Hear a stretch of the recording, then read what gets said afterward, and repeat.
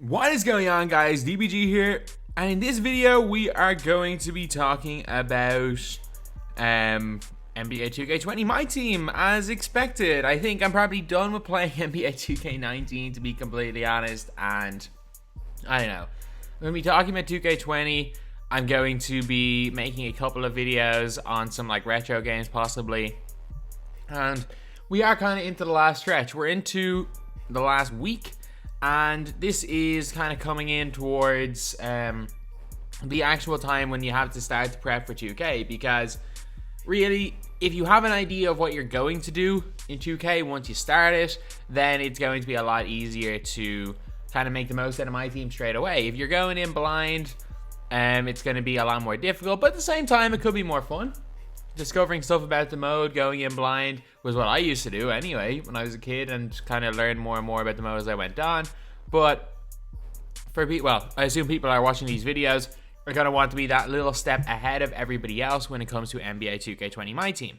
So yeah, basically what we are going to be talking about in this video, I'm going to be doing breakdowns of almost everything that was in the trailer yesterday and in the developer blog. So a lot of YouTubers made like 40-50 minute long videos. I made a kind of 15-minute one briefly going over the blog, and in the next couple of days I'm going to be breaking down individual things in My Team and how I think you guys are going to be able to use them to your best advantage. So there are so many things that I think could be used to get you guys more MT, could be used to get you guys better cards, and could be used just to make it a better experience, because we all know that, like, trust me, I'm saying we all know, but we don't. You don't need the best cards to have fun playing My Team. You don't. You just need a team that you know how to use and somewhat decent cards. And I think that these type of videos are going to put you in the best possible position for that to be the case. So anyway, as you guys saw from the thumbnail of this video, I just realized we are already like nearly 2 minutes into this. We are going to be talking about the evolution cards. So I'm going to be talking about what they are, and then 4 major things that will be kind of a factor in these evolution cards. So first of all, what they are. They're basically upgradable cards. So you get an evolution card, and some of them you can, as you guys can see, can upgrade say 2 tiers, and some of them can upgrade like 5 tiers, which is kind of interesting. So the Dwayne Wade card, we don't know what it is, but everyone's seeing 5 tiers, like, oh, you can upgrade that to an opal. I'm like, I can almost guarantee that's not going to be the case. I wouldn't be surprised if that Dwayne Wade card starts as like a silver, and as you go on with those challenges, it goes from like silver to gold to emerald, sapphire to ruby, or maybe from gold to amethyst. But we're not going to be seeing any cards except for the J-Rich that are evolution towards opal very early. And like, I think you have to do certain things, like with T-Mac, I think it was like score 150 points and get 25 dunks, so you have to play certain ways, and I'm guessing as you go higher, it's going to be harder and harder. So I'm guessing to go from like a pink diamond to a galaxy opal, to get them type of upgrades, you're going to need absolutely ridiculous things. And yeah, like, I have no idea, obviously we don't know what the things are, but I wouldn't be surprised if it's something like score 500 points, get 200 assists, get 5 double doubles, 2 triple doubles, like ridiculous things like that. Because that's the only way, well, it is really the only way you can justify upgrading card to an opal, but I wouldn't even mind that. I would not mind that. And yeah, so that's basically what these cards are. These are upgradable cards, and they do make the game kind of interesting. So it means that, for example, if you do get a sapphire card and suddenly it is upgradable to, I don't know, a pink diamond, and it's before pink diamonds come out, if you don't have the MT to buy the pink diamond card, you can grind it. You can grind a card from these lower rate evolution cards, which is going to be really interesting. So I can't see them being, I can see evolution cards being expensive initially, but I don't think as the year goes on they're going to be the most expensive cards in the world, because I think that they will take a lot of grinding, and I don't think that many people are willing to grind that much. I know people are at the very start of the game, but from like Christmas onwards, people just want to buy the cards in packs. Like, you say it's pay to win, which it is to an extent. Actually, no, it's not. Like, it's pay to have a slight advantage. It's not pay to win. Like, you can easily win without paying. But yeah, I definitely think that they're not going to have too much hype after the first few weeks anyway, but I do think they're going to have a massive impact. So one big thing about them, they said in the blog, was that you can unlock secondary positions. And I'm pretty sure we saw from the T-Mac, we saw only the position shooting guard. However, with LeBron James, the normal version, we saw small forward / power forward. So I'm pretty sure that you're going to be able to unlock whatever the secondary position cards are for the evolutions by doing something. I'm not sure what it'll be. Like, I have no idea what it's going to be, but I know there will be some way of unlocking it. As well as that, like, for some cards it could be huge. For example, if there's an evolution Ben Simmons that starts off as power forward with secondary position point guard, and all of a sudden you have to unlock the point guard position for that card becomes like 10 times more valuable as soon as you unlock that evolution, which is absolutely crazy. So while a lot of people are thinking you can pick your own secondary positions, I'm 99.99% sure you can't, but that could be, again, a big factor. Another factor is that cards will be better than they seem. And it's something that I've always said. It's like, while we were always being rewarded by MT for playing the game more, the odd 12-0 player, it means that you're rewarded for using specific players. For example, for me, if I found a Hito Turkoglu evolution card that had the same animations and everything as this here, that could go from a Ruby to a Galaxy Opal, you better believe I'm making that card a Galaxy Opal.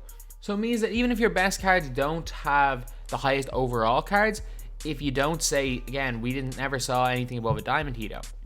But yet, if there was an evolution version of the card that you could grind up, and people that really enjoy using that card could do it. Just like everyone has the specific card they love. Everyone has the specific card that nobody else likes that they love in 2K. And if that card happens to be an evolution card, and it does have a lot of upgrade slots, you don't have to take it out of your lineup. So you will see a lot of variation in squads, especially with this kind of new system. Because, for example, like my Hito is going to be different to everyone else's. So it could be better, it could be worse, things like that.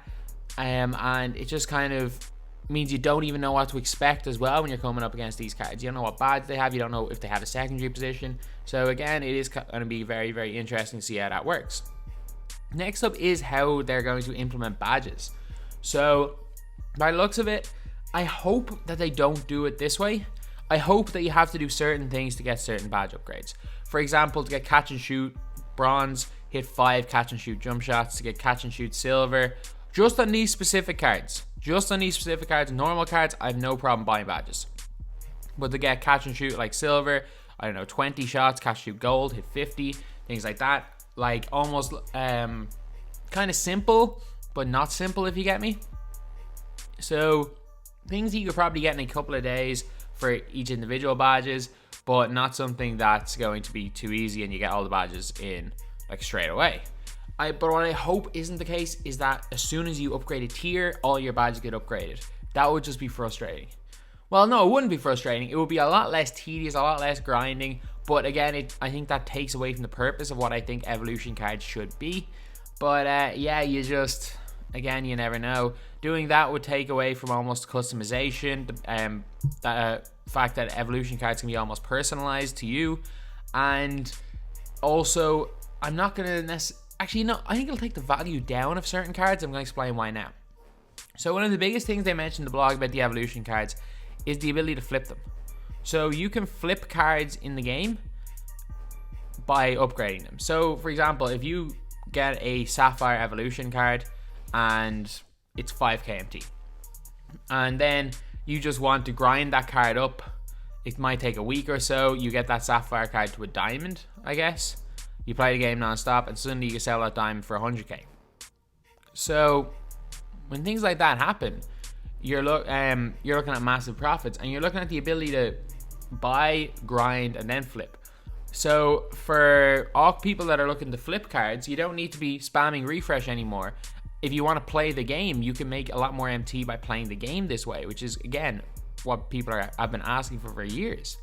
So I think that could be big. And I also think for the fact if it's individual badge grinding, for example, if a card can go up to Hall of Fame Limitless range, I'm guessing it's going to be almost impossible to grind up to the Hall of Fame badge. Well, almost possible, it's very difficult. But for example, if T-Mac can get Hall of Fame Limitless range in one of his evolution cards, if suddenly you grind all the way up to Hall of Fame Limitless range, even if it is maybe a lower tier, maybe if you grind up to Hall of Fame Limitless and your card is an Amethyst, but it could go up to a Diamond, you could still probably sell the card with that specific Hall of Fame badge for way higher. However, if when you just grind to a diamond, you automatically get Hall of Fame badges, everyone that's a diamond is going to be the exact same. Whereas if you can individually grind badges, every single card for this you see on the market is going to be different. You're going to have to look at the badges, you're going to have to look at everything, and it's going to bump up the price of certain badges, certain ways of grinding even more. And it means that you can basically specifically grind. You can buy cards, grind certain specific things to make the cards better in certain areas, and then flip them for more based on that.